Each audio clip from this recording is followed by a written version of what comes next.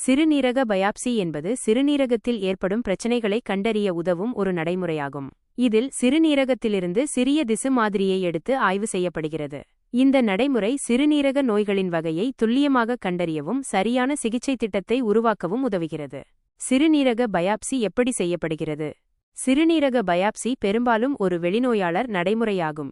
இதன் பொருள், நீங்கள் அதற்காக மருத்துவமனையில் தங்க வேண்டியதில்லை. நடைமுறைக்கு முன் உங்கள் மருத்துவர் உங்கள் இரத்தத்தை பரிசோதிப்பார். இதில் உங்கள் இரத்தம் உறையும் தன்மை மற்றும் சிறுநீரக செயல்பாடு ஆகியவை அடங்கும். சிறுநீரக பயாப்சிக்கு 2 பொதுவான நடைமுறைகள் உள்ளன.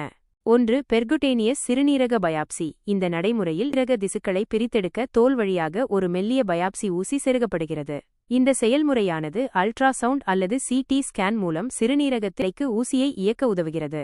2, திறந்த பயாப்சி. இந்த நடைமுறையில் சிறுநீரகத்திற்கு அருகில் ஒரு வெட்டு செய்யப்படுகிறது. இது திசு மாதிரி எடுக்கப்பட வேண்டிய பகுதியை ஆய்வு செய்ய அனுமதிக்கிறது. நடைமுறைக்குப் பிறகு உங்கள் மருத்துவர் உங்களுக்கு சில மணி நேரம் ஓய்வெடுக்கச் சொல்வார். நீங்கள் வீட்டிற்குச் சென்ற பிறகு சிறுநீரக பகுதியில் சிறிது வலி மற்றும் அசௌகரியம் இருக்கலாம்.